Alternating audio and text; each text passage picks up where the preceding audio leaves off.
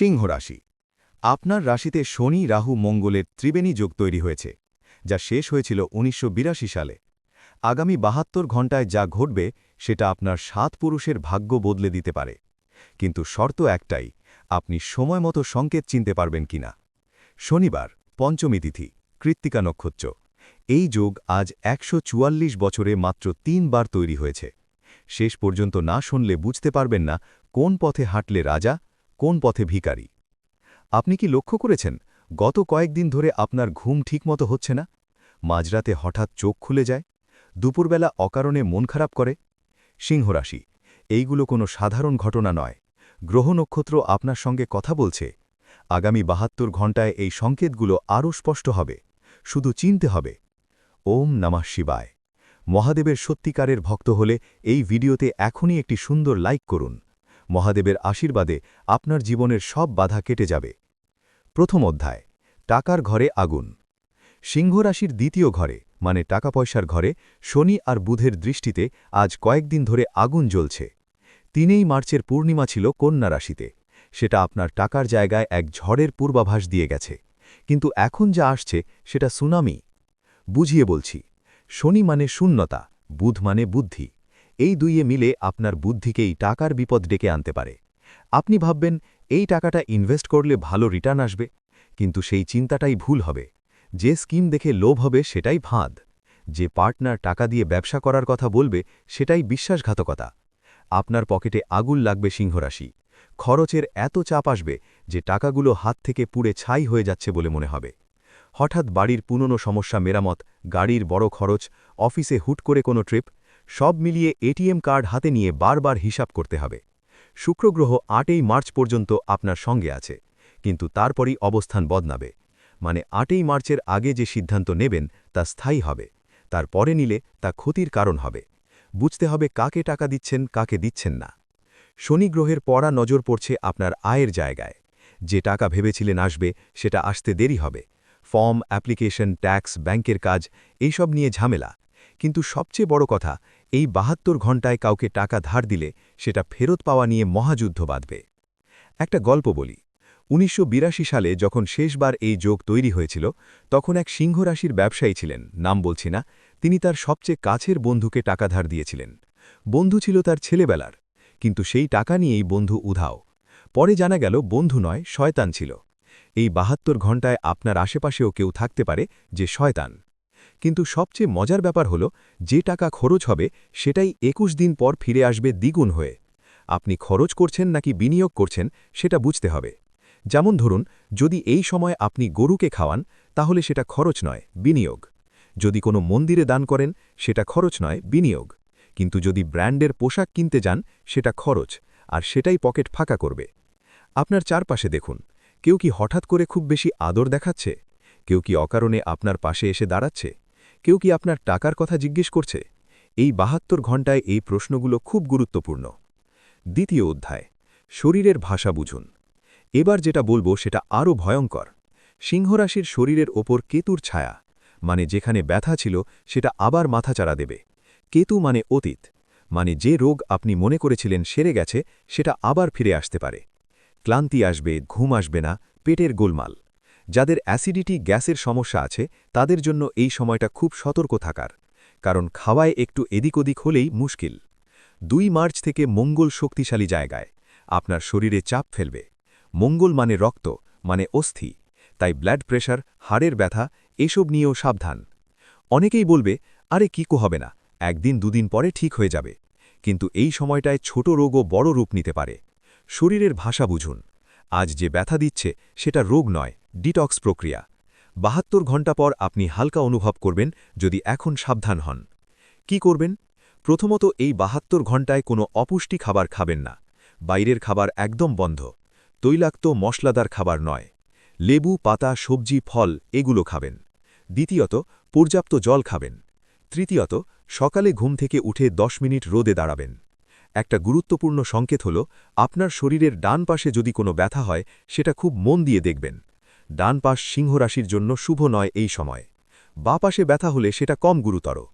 আপনার যদি হঠাৎ মনে হয় শরীর ঝিমঝিম করছে, মাথা ঘুরছে, তাহলে একদম অবহেলা করবেন না।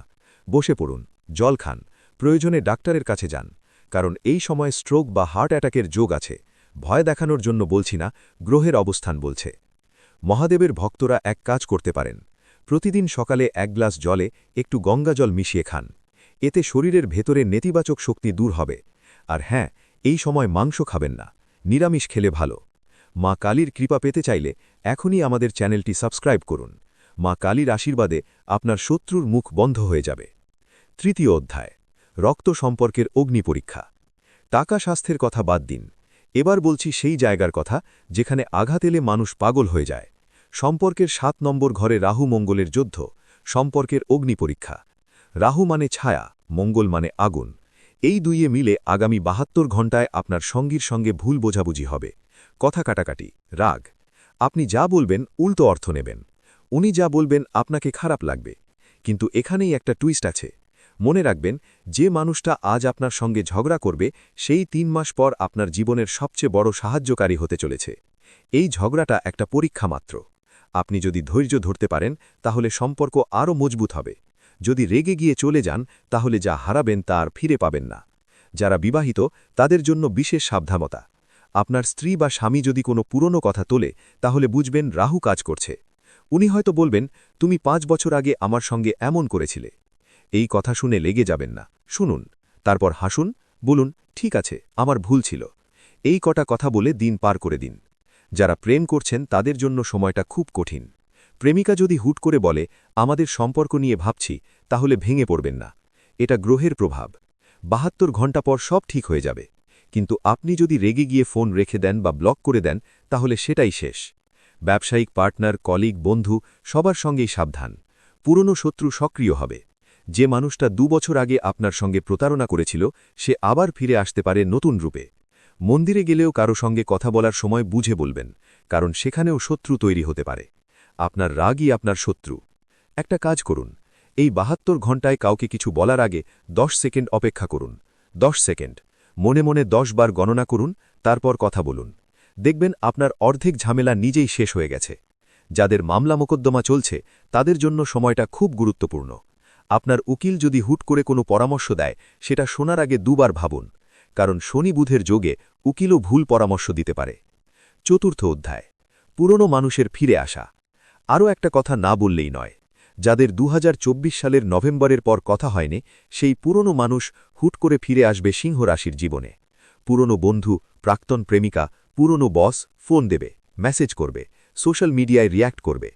এই সংকেত যদি আপনি স্বাভাবিক ভাবেন তাহলে আপনার জীবনের সবচেয়ে বড় সুযোগ হাতছাড়া হবে। চোখ খুলে দেখুন, তারা ফিরে আসছে পুরনো ইতিহাস লিখতে। কিন্তু সেই ইতিহাস কি আপনি আবার লিখতে চান? পুরনো মানুষের মাধ্যমেই নতুন ঝামেলা আসবে। ব্ল্যাকমেইল, সম্পর্কে ফাটল, পুরনো কথা তুলে মানসিক অশান্তি। বিশেষ করে প্রাক্তন প্রেমিকা বা প্রেমিক যদি ফিরে আসে তাহলে খুব সাবধান।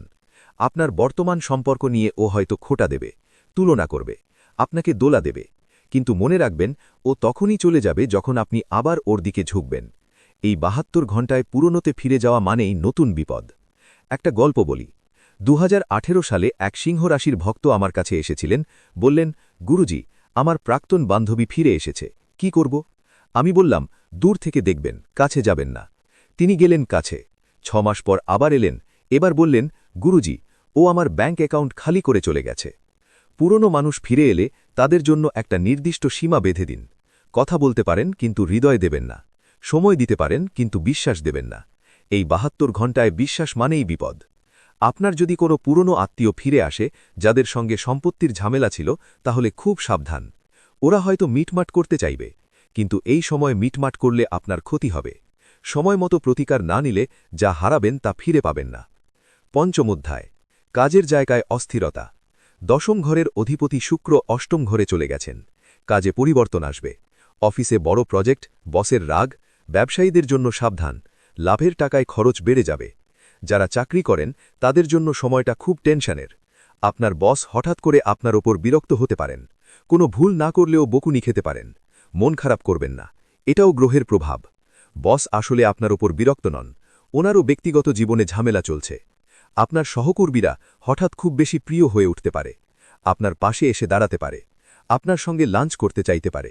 কিন্তু সাবধান, তারা তথ্য নিচ্ছে, আপনার দুর্বলতা খুঁজছে।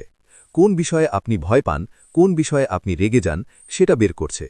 পরে সেই তথ্যই আপনার বিপদ ডেকে আনবে।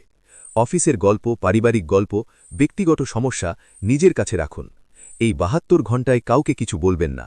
একা থাকুন, নিজের কাজ করুন, বাসায় চলে যান। যারা ব্যবসা করেন তাদের জন্য বড় সাবধানতা। আপনার পুরনো পার্টনার যদি হঠাৎ নতুন কোনো ইনভেস্টমেন্টের কথা বলে তাহলে না বলুন। নতুন পার্টনার যদি আসে তাহলে তাকে আগে চিনুন। এই সময় নতুন কাউকে বিশ্বাস করা মানেই বড় ক্ষতি। টাকা ইনভেস্ট করার আগে ১০ বার ভাবুন। কোনো স্কিম দেখলে, লোভনীয় অফার দেখলে সাথে সাথে সাইন করবেন না।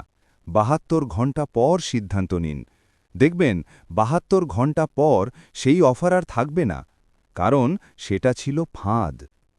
একটা গুরুত্বপূর্ণ কথা, এই সময়ে ব্যবসার জন্য নতুন লোন নেবেন না।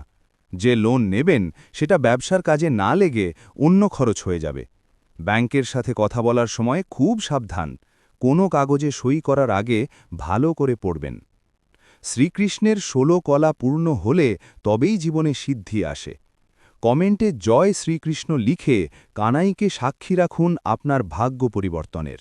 ৬ষ্ঠ অধ্যায়, ভ্রমণের সময় সাবধান। ভ্রমণে যাওয়ার প্ল্যান থাকলে সাবধান। ৬ মার্চ থেকে শুক্র নবম ঘরে, দূর ভ্রমণ, কিন্তু সুখের চেয়ে দুঃখ বেশি। গাড়ি নিয়ে বেরুলে ট্রাফিক জ্যাম, দুর্ঘটনার সম্ভাবনা। ট্রেন বিমান ক্যান্সেল হতে পারে, সময় বদলাতে পারে, লাগেজ হারানোর ভয়। পাহাড়ি এলাকায় ভ্রমণের প্ল্যান থাকলে একটু বেশি সাবধান, কারণ এই সময়ে পাহাড়ি এলাকায় আবহাওয়ার আকস্মিক পরিবর্তন হতে পারে। বৃষ্টি, ভূমিধস এসবের সম্ভাবনা। সাথে অতিরিক্ত টাকা, গরম কাপড়, ওষুধ রাখবেন। আপনি যদি ব্যবসার জন্য ভ্রমণে যান তাহলে মিটিংয়ের সময় একটু বুঝে শুনে কথা বলবেন। কন্ট্রাক্ট সই করার আগে দুবার চেক করবেন, কারণ শুক্রের অবস্থান এমন যে আপনি ভুল বুঝতে পারেন বা উল্টো বুঝতে পারেন। পরিবারের সাথে ভ্রমণে গেলে ছোট ছোট বিষয়ে ঝামেলা হতে পারে। হোটেল ঠিকমতো না পাওয়া, খাবারে সমস্যা, বাচ্চাদের অসুস্থতা, এসবের জন্য প্রস্তুত থাকবেন। ধৈর্য ধরবেন, মনে রাখবেন এটাও চলে যাবে। একটা টোটকা বলি, ভ্রমণে বের হওয়ার আগে ১ চিমটি সর্ষে আর লঙ্কা গাড়িতে ফেলে দিন। এতে নজর লাগা থেকে বাঁচবেন। আর গাড়িতে হনুমানজির ছবি রাখবেন। হনুমান চালিসার একটা কপি রাখতে পারেন, বিপদে পড়লে পড়বেন। যারা বিমানে ভ্রমণ করেন তাদের জন্য বিশেষ সাবধানতা। বিমানে ওঠার আগে একবার প্রার্থনা করে নেবেন।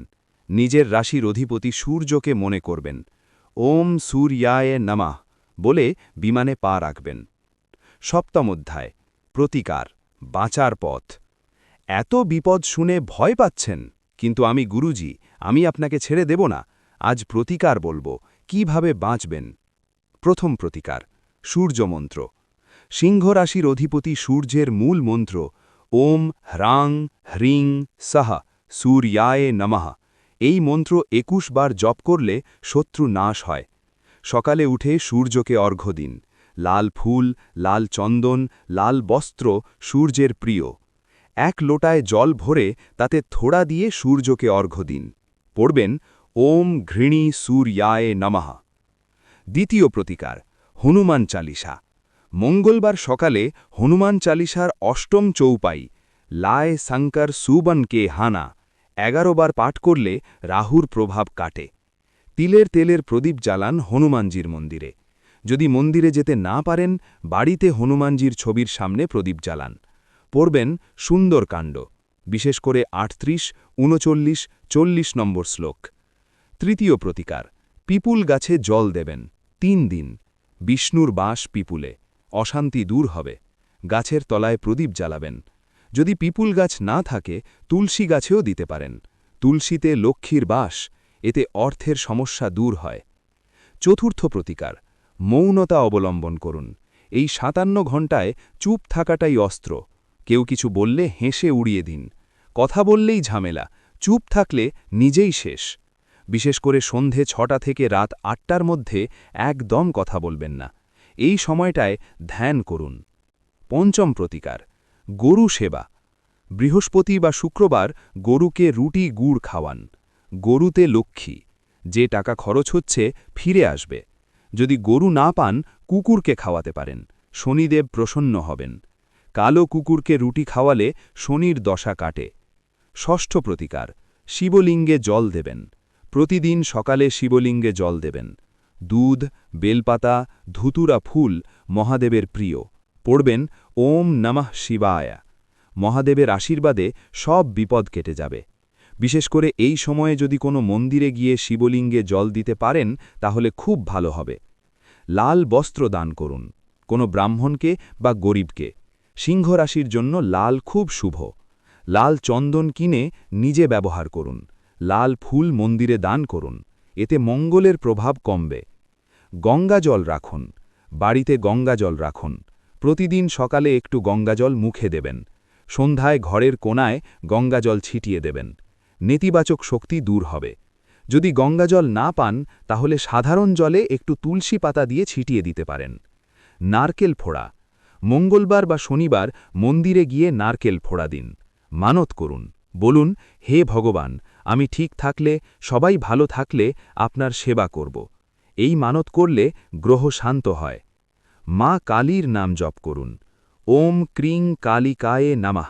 এই মন্ত্র 108 বার জপ করলে রাহুর প্রভাব কমে। মঙ্গলবার ও শনিবার মা কালীর মন্দিরে যেতে পারেন। লাল গোলাপ ফুল দেবেন, মা কালীর চরণে মাথা ঠেকাবেন। উপসংহার, শেষ কথা। সিংহ রাশি, আমি সব বললাম, এখন আপনার হাতে সিদ্ধান্ত। আপনি কি এই সংকেতগুলো চিনতে পারবেন? আপনি কি ধৈর্য ধরতে পারবেন? আপনি কি রাগ নিয়ন্ত্রণ করতে পারবেন? মনে রাখবেন, আপনি সিংহ, আপনি আগুন, আপনাকে কেউ কিছু করতে পারবে না। শুধু এই কটা দিন নিজেকে নিয়ন্ত্রণে রাখুন। যা ভাববেন তাই হবে, তাই শুধু ভালো ভাবুন, ভালো দেখুন, ভালো শুনুন, ভালো বলুন। যারা প্রতিদিন সকালে সূর্যকে অর্ঘ্য দেবেন তাদের জন্য এই 57 ঘণ্টা শুভ। যারা হনুমানজির নাম নেবেন তাদের জন্য এই 57 ঘণ্টা শুভ। যারা মা কালীর শরণ নেবেন তাদের জন্য এই 57 ঘণ্টা শুভ।